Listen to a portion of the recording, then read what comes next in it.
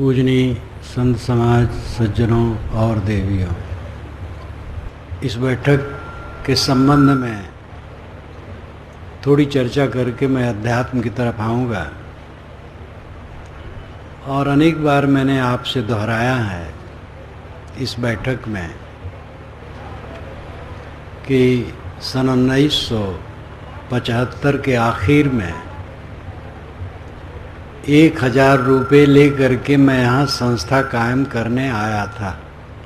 और यहाँ संस्था कायम करने का उद्देश्य था कि पत्रिका और पुस्तकें यहाँ प्रकाशित करने का केंद्र बने और साधुओं का और भक्तों में विशेष जिज्ञासुओं का प्रशिक्षण हो और पूरा साधु समाज, भक्त समाज को प्रेरणा मिले। लेकिन उसमें मुख्य उद्देश्य था पत्रिका और पुस्तक प्रकाशन, क्योंकि और काम तो कहीं भी कर सकते थे। मठ स्थापित, साधुओं का प्रशिक्षण, भक्तों को उपदेश और कहीं भी कर सकते थे। गांव, जंगल कहीं हो वहीं कर सकते थे। लेकिन प्रकाशन का काम इलाहाबाद जैसी जगह में ही संभव था और इलाहाबाद हम लोगों के लिए और ज़्यादा उपयुक्त था, इसलिए यहाँ किया गया।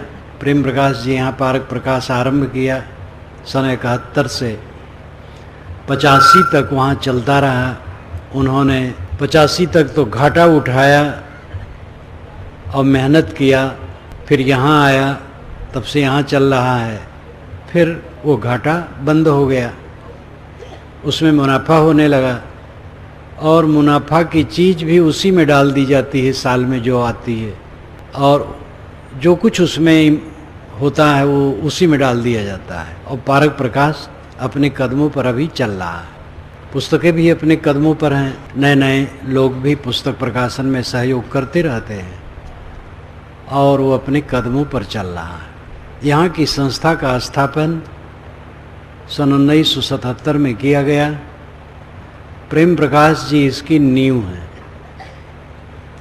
और नींव ही नहीं है, शिखर भी है। वह आर्थिक सहयोग तो करते ही रहे, मन से, अपनी विद्या से, कला से, संस्था संबंधी समझ से उन्होंने इसका रूप गढ़ा है और इन साधुओं को प्रशिक्षित किया है। और इन साधुओं की विशेषता देख करके वे गदगद हुए हैं। इन लोगों का जो परिश्रम है, साधु ब्रह्मचारियों का, अब आपसी संगठन है, ये बड़ा महत्वपूर्ण है। ये लोग इतने परिश्रमी हैं। अब आप देखते हैं हजारों लोगों का भोजन, मैं 12 बजे प्रवचन बंद करता हूँ और वहाँ लोग पहुँचते हैं और 30 मिनट में लोग भोजन कर लेते हैं। मैं अपने कक्ष में ऐसे बैठ करके देखता हूँ कि 30 मिनट में हजारों लोग भोजन कर लिए। तो ये सब इन लोगों की निपुणता, परिश्रम, कुशलता, आपसी संगठन इसलिए है क्योंकि अभी किसी में स्वार्थ नहीं आया है। जो आप लोग दान दक्षिणा करते हैं, ये साधु लोग हमारे साथ घूमते भी हैं, कभी वैसे भी भेजता हूँ, आप लोग दान दक्षिणा देते हैं, उसमें वे थोड़ा अपने पास रख करके सेवा में लगा देते हैं। और किसी को अपना अहम और स्वार्थ की भावना नहीं। पद इसमें 2-4 हैं, अध्यक्ष, कोषाध्यक्ष, मंत्री, उपमंत्री इत्यादि, ये औपचारिक हैं। सभी साधु जैसे हैं तैसे ही हैं। और इनसे कह दें अभी 1 मिनट में सब इस्तीफा दे दें और दूसरे कर दें। किसी को कोई पकड़ नहीं है, न पद चाहते हैं, न धन चाहते हैं, न सम्मान चाहते हैं। ये निष्काम और निर्माण बुद्धि के कारण ये उन्नत चल रही है। जहाँ बिल्कुल निराधार, यहाँ कोई खेती नहीं, कोई ऐसे मकान नहीं जहाँ से किराया आ रहा है, किराया उठ रहा है, वो आ रहा है। और हमारे आसपास यहाँ ज़्यादा भगत भी नहीं।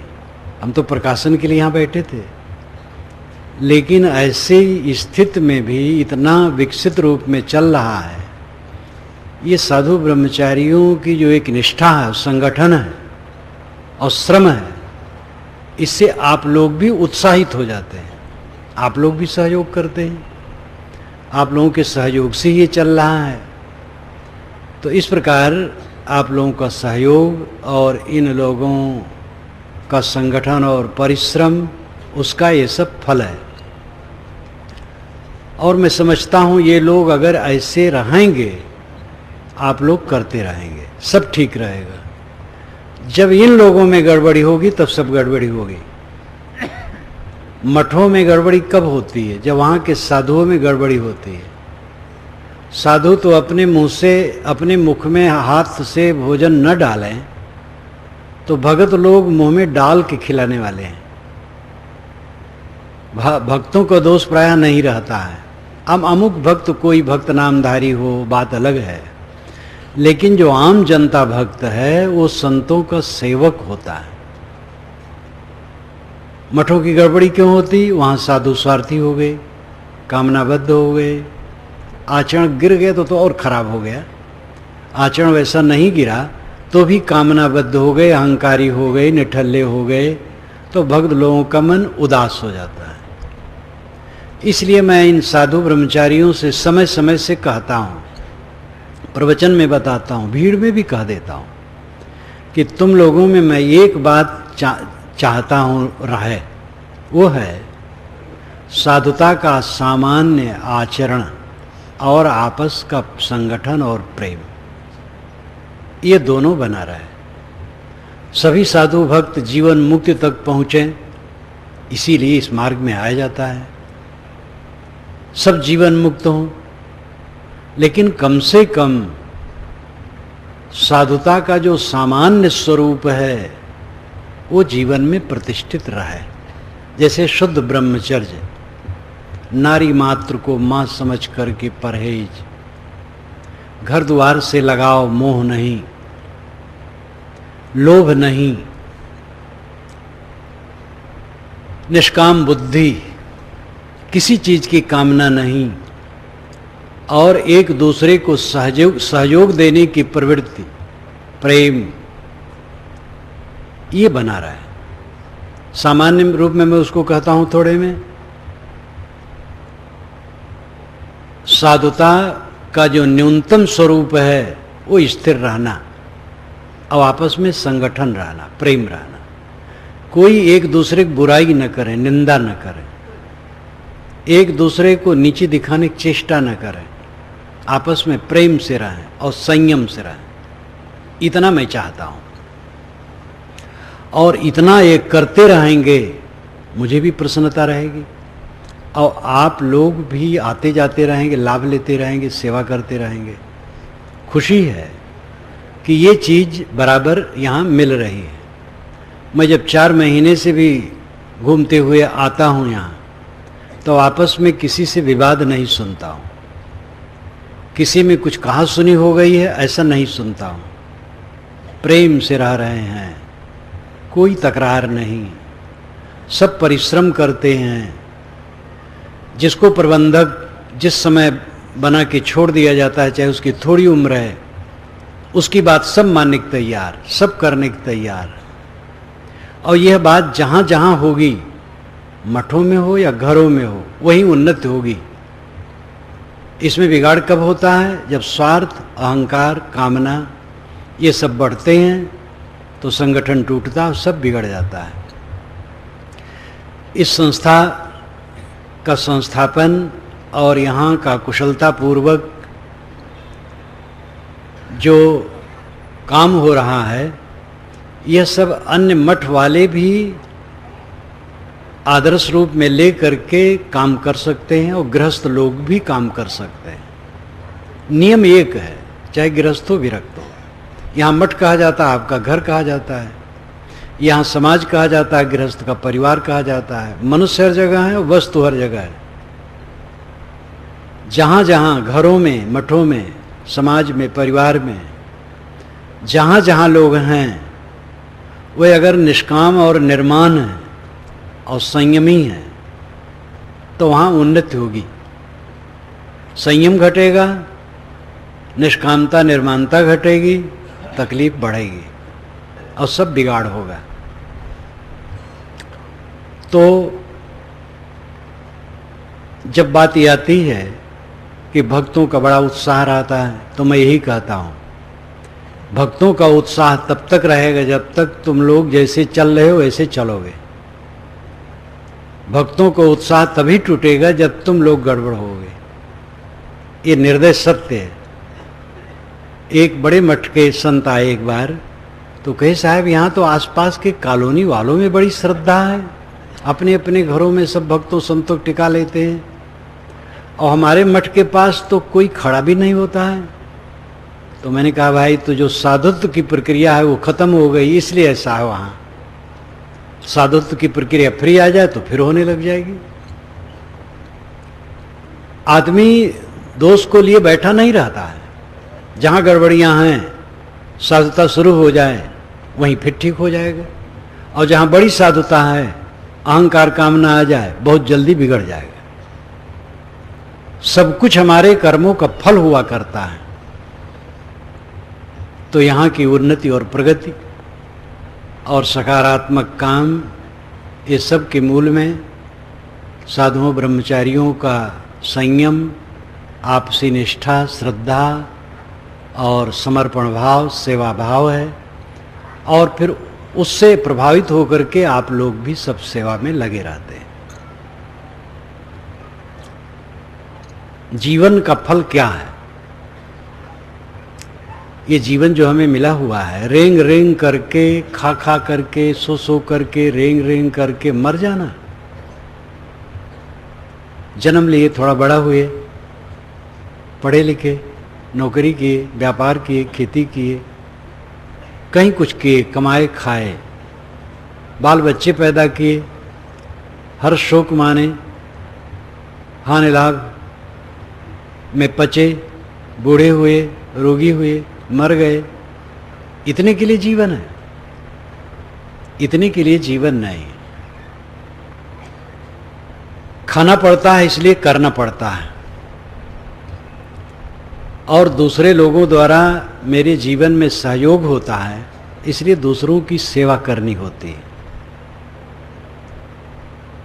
गृहस्थ हैं, उनके बाल बच्चे भी होते हैं, उनको भी निभाना पड़ता है।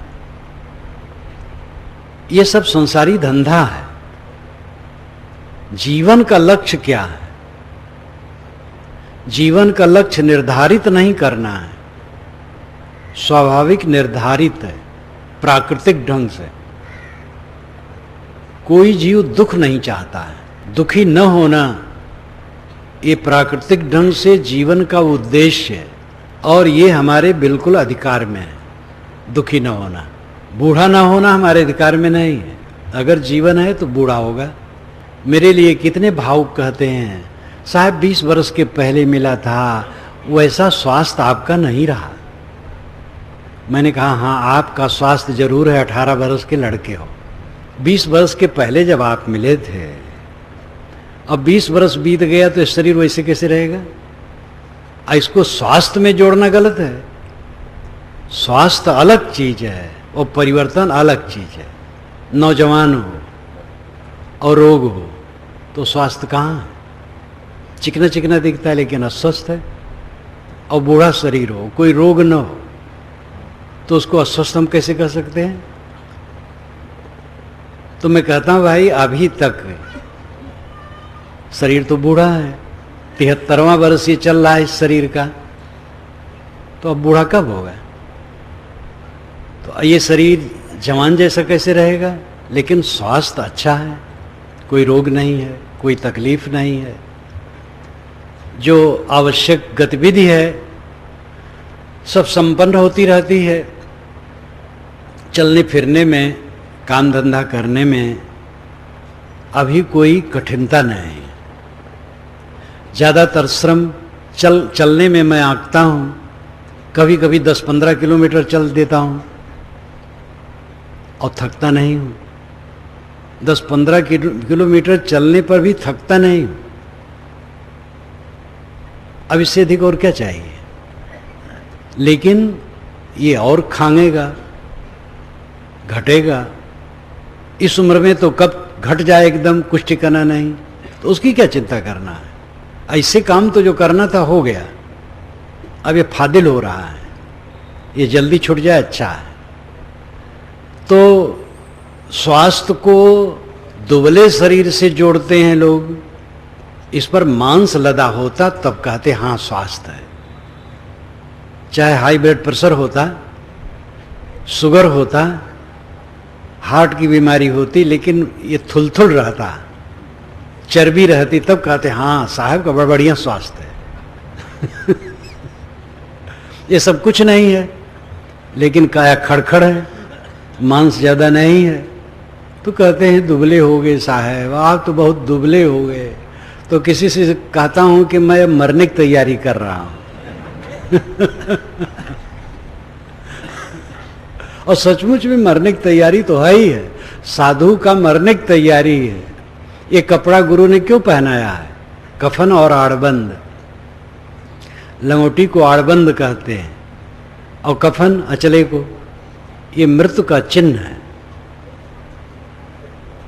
मोह माया से मंडित मन मृत्यु से भयभीत होता है, लेकिन मोह माया निवृत्त होने पर मृत्यु का आमंत्रण होता है। अय मृत्युआ, मैं तेरा स्वागत करता हूं। सद्गुरु मिले तो ज्ञान मिला और मन का शोक मिट गया। मृत्यु मिले, ये देह का चक्कर भी खत्म हो। मृत्यु नुकसानदेह नहीं है, मृत्यु केवल शरीर को समाप्त कर देती है, और शरीर का समाप्त होना मेरा नुकसान, उसमें कुछ भी नहीं है। मेरा नुकसान है तो मेरे मन में मोह हो, क्रोध हो, काम हो, लोभ हो, द्वेष हो, ईर्ष्या हो, तो मेरा नुकसान है। ये सब न हो तो मृत्यु से क्या नुकसान है? मृत्यु के पहले अपने मन को सब तरफ से छुड़ा लेना चाहिए। यहां किसका क्या है? कल देखो कबीर विचार गुरु 3 विद्वान बोल चुके थे, चौथे विद्वान बोल रहे थे, पानी आ गया। कष्ट तो सबको हुआ होगा, हम लोग भी पीछे कमरे में गए। फिर जब पानी थमा तो अपने कक्ष में गए। कई लोग वहाँ इकट्ठे थे, विद्वान लोग भी बैठे थे। कुछ लोग खेद भी प्रकट करने लगे। मैंने कहा कभी दुखी न होना, ये ज्ञान है। पानी बरसा अच्छा हुआ, मैं तो चाहता था और बरसे, क्योंकि किसानों को पानी की जरूरत इस समय बहुत ज़्यादा है। लेकिन जितना बरसा उसमें अपना कोई बस तो है नहीं। पानी बरसता है प्राकृतिक संयोग से, कोई ईश्वर भगवान पानी नहीं बरसाता है। आदमी तो भावुक है, हर चीज को ईश्वर पर ठोक देता है। पता नहीं भगवान क्यों नाखुश से पानी नहीं बरस रहा है। भगवान नाखुश क्यों हो गए? कोई भगवान भवानी पानी नहीं बरसाते हैं। जड़ प्रकृति के संयोग से पानी बरसता है और नहीं भी बरसता है।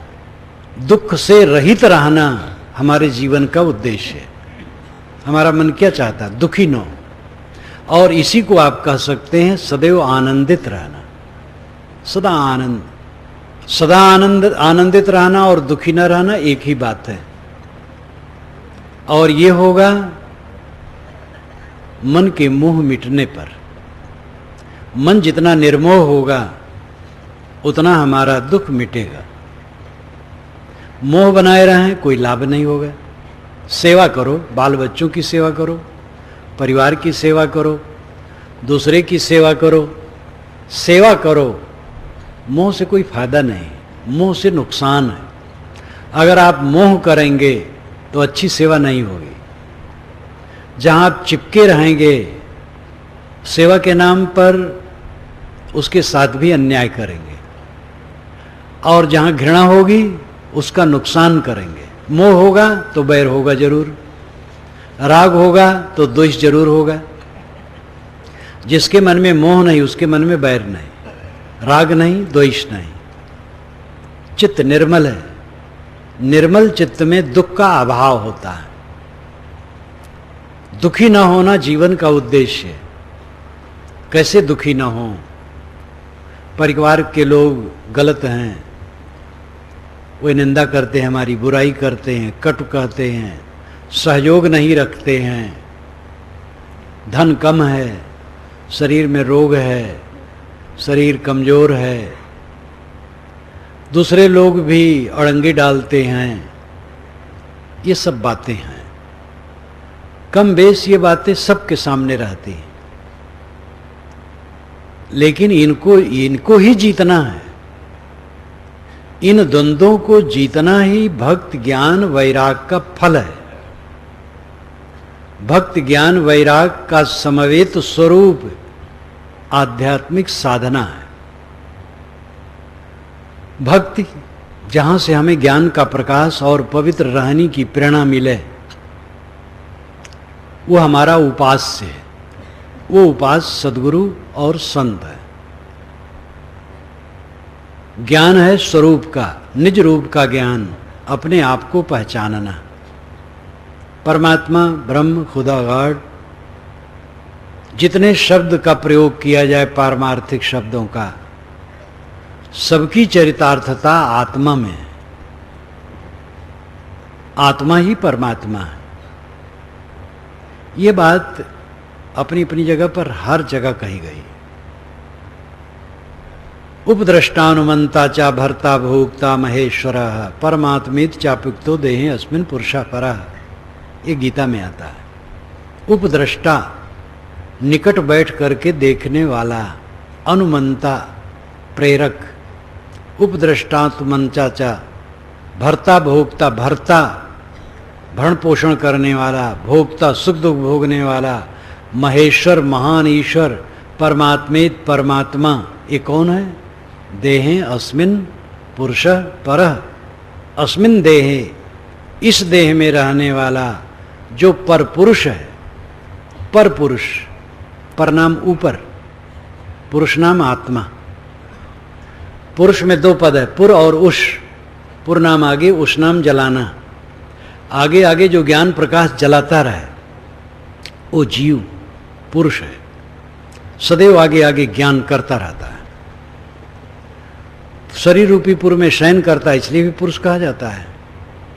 लेकिन असली अर्थ पहला वाला है, पुर उष। पुर आगे, उष जलाना। आगे आगे ज्ञान प्रकाश जलाते रहना, ये पुरुष का लक्षण है, चेतन का लक्षण, ज्ञानवान रहना। यह जो पुरुष है, ये जो जीव है, ये जो आत्मा है, यही परमात्मा, यही ईश्वर है, यही दृष्टा भर्ता भोक्ता और परमात्मा है। ये गीता में कहा गया। गोस्वामी जी सगुण उपासना पर बहुत जोर दिए, महाराज राम पर खूब जोर दिए, लेकिन उन्होंने भी कहा असप्रभु हृदय अक्षत अविकारी। जो हृदय में अविकारी आत्म तत्व है वही प्रभु है। कबीर साहब की बात तो आप जानते हैं, हृदय वसे ते ही राम न जाना, कस्तूरी कुंडल वसे मृग ढूढ़े बन माए, तैसे घट घट राम है दुनिया जानत नाए। काठमांडू में जब पहली बार मैं गया था, 3 बार वहाँ जाना हुआ। पहली बार जब गया था वो शायद 81 हो, सन 1981। तो वहाँ हमारे एक संत एक जगह रहते थे, तो वहाँ एक वैष्णव संत भी रहते थे। उन्होंने कहा भारत से हमारे संत आए हैं, वेद विद्या आश्रम में प्रवचन है उनका, आप सुनने चलेंगे? कहे जरूर चलूँगा। जब दूसरे दिन चलने की बात आई तो कहे चलो, कहे नहीं चलूँगा। कहे क्यों नहीं चलोगे? कहे आपके संत तो कहेंगे राम हृदय ही में है, तो मंदिर में जो हम मूर्ति पधारे इसका क्या होगा? वो कहेंगे मृगा की नाभि कस्तूरी मृग ढूढ़त बनमाए। तो सब लोग हंसने लगे। तो वैष्णव भी जानते हैं कि कबीर साहब का राम हृदय निवासी है। और वैष्णव संतों से भी मेरा संपर्क हुआ इस बात में। वैष्णव वेदांतियों सबसे संपर्क होता रहता है। तो एक बार एक वैष्णव संत मिलने आए, तो मैंने कहा आप किसके उपासक? कहे राम के। मैंने कहा मैं भी राम का उपासक हूँ। तो हंसने लगे, मेरी उम्र के थे। मैंने कहा आप महाराज राम के शरीर को राम मानते हैं कि आत्मा को? तब तो गंभीर हो गए। तब सोच करके कहे नहीं, आत्मा को राम मानते। तो मैंने कहा वही मैं मानता हूँ। अगर कहो शरीर को मानता हूँ तो शरीर छूटे तो राम जी का पता नहीं कितना दिन हो गए। और का कण भी नहीं मिलेगा। लेकिन आत्मा सब घट में रम रहा है। सब घट मेरा साइया सुनी सेज न कोय, बलिहारी ते घट की जाघट प्रगट होए। प्रगट होने मतलब है आत्म साक्षात्कार कर लेना। मोह जब मिट जाता है तब आत्मा का अनुभव होता है। हमारा मन दुनिया में लगा है, इसलिए आत्माराम में नहीं लगा है। जब दुनिया से लौटे तो आत्माराम में लगे। दुनिया का काम न किया जाए ऐसी बात नहीं है, काम किया जाए। दुनिया का काम करनी है, मननी नहीं है। मननी आत्माराम है। भजन और उपासना आत्मा का राम, आत्मा राम का होना चाहिए। भजन उपासना विषय वासना का नहीं होना चाहिए। बाल बच्चे, पत्नी, भाई, पिता, पति, पुत्र, गुरु, शिष्य, जितना भी संबंध गृहस्थ विरक्त में प्राणियों का है, सब एक दूसरे की सेवा करें, सहयोग करें, ये सब ठीक है। लेकिन जो निरंतर स्मरणीय है, मननीय है, जिसमें रमना चाहिए, वो आत्मा है, निज स्वरूप है। जो चाहो निज तत्व को शब्द ही ले परख, निज तत्व आत्म तत्व, इसको पहचानना चाहिए। मैं कौन हूं और मेरा क्या है। केवल दो बात पर सोचें तो धीरे धीरे मोह कटेगा। मैं कहने वाला जड़ नहीं है, चेतन है। मैं चेतन हूं, आत्मा हूं। मेरा क्या है? मेरा कुछ नहीं है। शरीर भी एक दिन छूट जाएगा, तो शरीर कहां मेरा हुआ है? जब शरीर मेरा नहीं तो और वस्तु कौन सी मेरी है? मेरा कुछ नहीं। ये भाव अगर निरंतर बना रहे तो मोह कटता कटता कटता जाएगा। लेकिन इस पर लोग ध्यान नहीं देते। जवानी है, स्वास्थ्य है, नहीं जवान है तो भी स्वास्थ्य है, धन दौलत है, नहीं धन दौलत है, खाने पीने की चीज है, जो भी है, जो प्राप्त है, आदमी उसी में उलझा रहता है और सत माने रहता है। मालूम होता है ऐसे सब रहेगा, समझ नहीं पाता है ऐसे सब कैसे रहेगा। आज से 60 वर्ष के पूर्व वाली बात नहीं रही, 50, 40, 30, 20, 15 वर्ष पूर्व वाली बात नहीं रही, कल वाली बात आज नहीं रही, सुबह वाली बात अभी नहीं रही। अभी अभी देखो मीटिंग हुई, मीटिंग नहीं रही।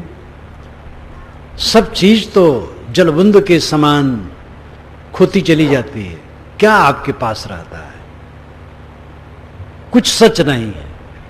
सब कुछ परिवर्तनशील है, स्थिर नहीं है। अपने रूप में तो सच है, मूल द्रव्य सच है। उनके कार्य पदार्थ कार्य काल में सच है, लेकिन बदल रहे हैं। जब बिखर जाएंगे तो झूठे हो जाएंगे, लेकिन मूल रूप में रहेंगे। गुणानाम परमम रूपम न दृष्ट पथ मृक्षति, यत दृष्ट पथम प्राप्तम तन्मायो सुतुच्छकम। ये कपिल जी महाराज का मंत्र माना जाता है। सांख्य दर्शन के प्रणेता कपिल जी, वे व्यास ने अपने योग दर्शन के भाष्य में इसको उद्धृत किया है और वहीं से मैंने अपने भाष्य में उद्धृत किया है। गुणानाम परमम रूपम न दृष्टपद मृक्षति। पदार्थों का सूक्ष्म स्वरूप आंख से नहीं दिखाई देता है। यह तो दृष्ट पथम प्राप्तम तन्मायो सुतुच्छकम। और जो आंखों से दिखाई देता है वो मायामय तुच्छ है। जो दिखाई देता है वो रहने वाला नहीं है। जो रहने वाला है वो दिखाई नहीं देता है। अब आप सोचिए, जहां हम मोह कर रहे हैं वो दिखाई देने में मोह कर रहे हैं। कितना धोखे में है। हम जिसमें मोह करते वो दिखता, उसे मोह करते हैं और रहने वाला नहीं है। कहां कबीर ते उबरे जाहि न मोह समाए। जिसके मन में मोह नहीं समाता वो उबरता है। और मोह कब नहीं समाएगा? मन सायर मन सालहरि बूढ़े बहुत अचेत, कहां कबीर ते बाँचिए जाके हृदय विवेक। जब हृदय में विवेक होगा, सत्य स्थित का सदैव भान होगा, तब मोह नहीं होगा। मृत्यु सबकी है, सब शरीरधारियों की मृत्यु है, सब जानते हैं, लेकिन याद कितने समय तक रखते हैं? याद नहीं रखते। जब कोई मर जाता है तब याद होता है ऐसे मैं भी मर जाऊंगा। जब कहीं ज्ञान की बात सुने तब थोड़ा ख्याल आया, कोई ज्ञान की पुस्तक पढ़े तो ख्याल आया, बस बाकी भूला रहता है। साल साल हो जाता है आदमी का, भावपूर्वक अपनी मृत्यु की याद नहीं होती है। कैसे मोह मिटेगा? जब रोज अकेले में आप बैठें, चिंतन करें, आत्मचिंतन करें, अध्ययन करें, ध्यान करें, तब ये ज्ञान जागृत होगा, विवेक प्रखर होगा। तब ये ध्यान में रहा करेगा कि मौत शरीर का निश्चित है, सब कुछ बिखरना निश्चित है, सब छूटना निश्चित है। और जितना ताजा तमाना विचार रहेगा उतना मोह कटा रहेगा। जितना मोह कटा रहेगा मन का क्लेश कटा रहेगा। मन का क्लेश नहीं है, यही कल्याण है, जीवन का ही उद्देश्य है। लेकिन ये प्राप्त कैसे होगा?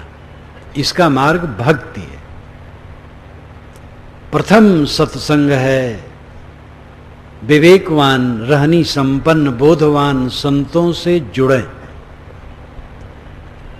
उनकी सेवा करें, भक्ति करें, उनसे पूछें, समझें, बोध प्राप्त करें, और अभ्यास करें और जीवन भर जुड़े रहें। भक्ति आरंभ है, मध्य है, आखिर है, अंत तक भक्ति है। भक्ति जो छोड़ देगा उसकी विरक्ति भी नष्ट हो जाएगी, ज्ञान भी नष्ट हो जाएगा, कहने सुनने ज्ञान मुंह से रह जाएगा, रहनी नहीं रहेगी। जीवन भर भक्त की जरूरत है, समर्पण की जरूरत है। तो भक्ति मार्ग में चलें और भक्त के आगे फिर ज्ञान और वैराग्य, ये दोनों को अपनाएं। ज्ञान आत्मा का है और वैराग विषयों से मोह, विषयों का मोह त्यागने का है। वही वैराग का स्वरूप है। वैराग कोई घर छोड़ देना और कपड़े बदल लेना नहीं है, किंतु मन का मोह छोड़ना है। जो घर छोड़ दिए हैं और कपड़ा बदल लिए हैं उनको भी वैराग चाहिए, और जो गृहस्थी में है उनको भी वैराग चाहिए। विरक्त वेशधारी ही संसार छोड़ेंगे और गृहस्थ लोग यहीं बने रहेंगे, वे शरीर नहीं छोड़ेंगे, ऐसी बात नहीं है। शरीर सबको छोड़ना है। इसलिए साधु गृहस्थ दोनों को अपने मन में वैराग की भाव लानी चाहिए। संसार नश्वर है, छूटने वाला है, सब कुछ मिटने वाला है। ये दृष्टि जितनी बनी रहेगी मन निर्मल रहेगा, और मन निर्मल रहेगा तो तकलीफ नहीं रहेगी, दुख नहीं रहेगा। दुख से मन मुक्त रहना कल्याण है, मोक्ष है, जीवन का परम उद्देश्य है। और यह तभी संभव है जब भक्ति ज्ञान वैराग के पथ पर चलेंगे।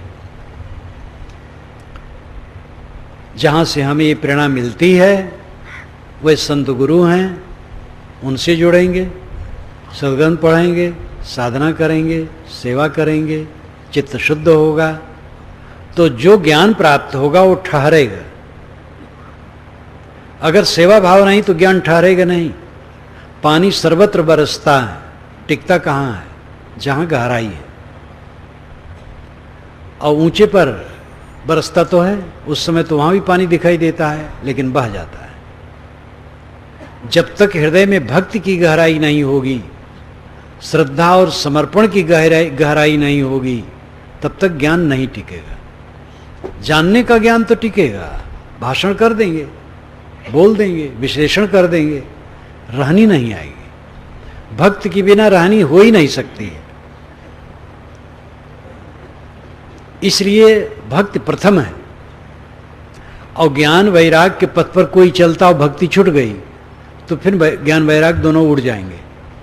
गृहस्थी की भक्ति उड़ जाएगी तो उसका ज्ञान उड़ जाएगा, उसके मन में जो कुछ अनासक्ति की भावना वो भी खत्म हो जाएगी। और साधु के मन से भक्ति वो उड़ गई तो उसके भी ज्ञान वैराग खत्म हो जाएंगे। इसलिए भक्ति पक्ष कभी छोड़ना नहीं। सतगुरु कबीर की ये साखी बहुत प्रसिद्ध है। सरगुण की कर सेवा, निर्गुण का कर ज्ञान, सरगुण निर्गुण से परे तहां हमारा ध्यान। सगुण भगवान की सेवा, ये प्राणी सगुण भगवान है। प्राणी मात्र को सगुण भगवान मान करके सबके साथ सुंदर बर्ताव, ये सगुण की उपासना है। और उसमें संत गुरु विशेष रूप में निर्गुण आत्मा है जो भीतर है अपने, उसका ज्ञान। आंखें खुले तो जहां तक दिखाई देता है, जितने प्राणी दिखाई देते हैं सब भगवान भगवती, ये समझ करके सबके साथ सुंदर बर्ताव। आंखें बंद करें, अंतरतम में जाएं तो ज्ञान ज्योति है, वो निर्गुण तत्व है, उसका अनुभव करें, विवेक करें कि मैं शुद्ध चेतन आत्मा हूं। लेकिन ध्यान ये दोनों से परे है। ध्यान है चित्तवृत्ति का निरोध हो जाना, शांत हो जाना, तो वहां सेवा संभव नहीं है, और वहां आत्मज्ञान का अनुचिंतन भी संभव नहीं है। मैं शुद्ध आत्मा हूं, चेतन हूं, ये भी नहीं सोचा जा सकता है। वहां पूर्ण विश्राम है। इसलिए साहब कहते सगुण निर्गुण से परे ध्यान है। सगुण बाहर है, निर्गुण भीतर है, और सगुण निर्गुण से परे तब अवस्था आती है जब बाहर भीतर की भावना खत्म हो जाती है। न बाहर इंद्रिय गोचर का व्यवहार है, न भीतर मन का व्यवहार है। मन इंद्रियों का व्यवहार बाहरी है, मन का व्यवहार भीतरी है। इंद्रिय मन जब दोनों शांत हो गए तो बाहर भीतर दोनों से ऊपर उठ करके सगुण निर्गुण से परे अवस्था आ गई। उस समय न सेवा संभव है, न ज्ञान संभव है। ज्ञान से भी परे पहुंच जाना है। जहां पर पूर्ण समाधि हो जाती वहां ज्ञान नहीं रहता है। ज्ञान की जरूरत नहीं, ज्ञान का फल हो गया। ज्ञान का फल हो गया समाधि, शांत, स्थिरता। तो वहां ज्ञान की भी आवश्यकता नहीं। ज्ञान स्वरूप आत्मा स्वयं है ही। ये पूरी ऊंचाई है। ये सब बातों को समझें। ग्रंथों में बहुत विवरण दे दिया गया है। अब आपको केवल परिश्रम करना है पढ़ने गुनने का। लिखा गया, छापा गया, प्रचार हो रहा है, खूब फैल रहा है। आप अभी देखें कि मीटिंग में बताए इस वर्ष का पुस्तकों का प्रकाशन बिक्री कितनी हुई। 11-12 लाख रुपए की पुस्तकें बिक जाती हैं। ये बिल्कुल कमीशन काटने पर बताते हैं। तो ये ज्ञान की पुस्तकें, इतनी ठोस पुस्तकें और इतने मात्रा में पुस्तकें फैलती हैं तो लोग चाहते हैं तब फैलती हैं। आप भी इसको रखें और पढ़ें और मनन करें, तब ज्ञान ताजा रहेगा। संत जन इतना मेहनत करके काम करते, आपको तो कुछ पैसा दे करके रख लेना है और पढ़ना है। अब पढ़े गुनेगे नहीं तो कैसे काम देगा। स्वाध्याय से जो मेरा लाभ हुआ है मैं जानता हूं। बचपन से मेरी ऐसी रुचि रही, जब मैं 10 बरस 12 बरस का रहा होगा तब भी मैं वेद पढ़ता था। और वेद क्या समझ सकता था, लेकिन वेद पढ़ने लगता था, शास्त्र पढ़ता था, अखबार तो पढ़ते था। घूर पर पड़ा हुआ पर्चा मिल जाए तो उसको भी पढ़ लेता था। पढ़ने की ऐसी प्रवृत्ति थी। और वो आध्यात्मिक साधना वाले ग्रंथों में मन लगा। जब हमें पारखी संत मिले और सदगुरु मिले हमारे श्री राम सूरत साहब, तो ये संत सब साल में कहीं 1-2 बार 3 बार मिलते थे, बस 1-2 दिन के लिए। और ग्रंथ ही आधार रहता था। और ग्रंथों से बोध हुआ और साधना में प्रगति हुई। इसलिए जहां कोई है साधु गृहस्थ, स्वाध्याय में मन दे, भक्ति और निष्ठा और समर्पण भाव में मन दे, साधना में मन दे। अगर हम अपना उद्धार चाहते तो हमें कोई गिरा नहीं सकता है। अपने मन के मैल को धोने में हम सर्वथा स्वतंत्र हैं। किसी व्यक्ति और वस्तु पर अधिकार करने में हम स्वतंत्र नहीं हैं। अपने माने हुए शरीर के परिवर्तन को नहीं रोक सकते, लेकिन एक बात में हम स्वतंत्र हैं, अपने मन को हर समय निर्मल, निष्काम, निर्माण रख सकते हैं, और इसी में कल्याण है। लेकिन ये काम बनने वाला नहीं है बिना भक्ति के। अगर आप विवेकवान संतों से, गुरुजन से न जुड़ेंगे, स्वाध्याय साधना से न जुड़ेंगे, तो ये वक्तव्य सुन करके अथवा वक्तव्य करके होने वाला नहीं है। अगर दुख की निवृत्ति चाहते हैं तो इस पथ में लगना होगा। मैंने आपसे कहा था कि हमारे जीवन का जो उद्देश्य है वो निर्धारित नहीं करना है, प्रकृति द्वारा निर्धारित है। प्राणी मात्र दुख नहीं चाहता है।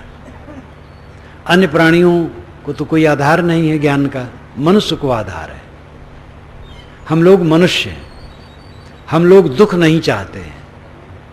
तो हमें ऐसा काम करना चाहिए कि दुखों से पूर्ण मुक्ति मिले। दुखों से पूर्ण मुक्ति मिलेगी आत्मज्ञान से और निर्मोहता से, और इसका आधार संत गुरु हैं। उनकी भक्ति में लगने से और उनके साथ अनुगमन करने से ये दशा आएगी। आप लोग कर रहे हैं, लेकिन इसको जो जितना ही बढ़ाएगा उतना जल्दी लाभ होगा। ढीले ढाले मन से करेंगे बहुत देर लगेगी, और अगर तेज ढंग से करेंगे जल्दी सफलता होगी। दिल्ली जाएं, यहाँ से हवाई जहाज में कुछ मिनटों में पहुँचेंगे। ट्रेन से जाएं घंटों लगेंगे, पैदल जाएं कई दिन लगेंगे। इसलिए कल्याण का काम करने में निद्रित नहीं होना चाहिए, और शरीर का कोई ठिकाना नहीं। आज काल दिन कैक में अस्थिर नाहि शरीर, कहीं कबीर कस राखियो कांचे बासन नीर। माली आवत देखी कलियां करी पुकार, फूली फूली चुन गई काल हमारी बार। हम जानी ये खाएंगे बहुत जिमी बहुमाल, ज्यों का त्यों ही रह गया पकड़ ले गया काल। कबीर साहब ने वैराग पर बहुत कहा है। उनकी वाणी वैराग से भरी हुई है। तो वैराग का अर्थ लोग यही मान लेते घर छोड़ दे कपड़ा बदल ले। ऐसे तो अनेक लोग कर लेते हैं जो ठीक ठाक नहीं रहता है। जो छोड़े वो ठीक से छोड़े, पक्का।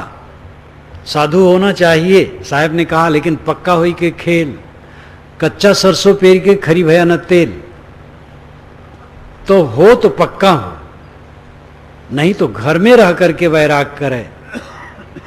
जहां हम रहें समझें ये धर्मशाला है। जितने प्राणी पदार्थ परिस्थितियों का संगम है, नित्य स्थिर नहीं है। ऐसा विवेक जिसके मन में है, वो स्त्री हो पुरुष हो गृहस्थ हो विरक्त हो, सबके मन में वैराग रहेगा। सबका मन निर्मोह रह सकता है।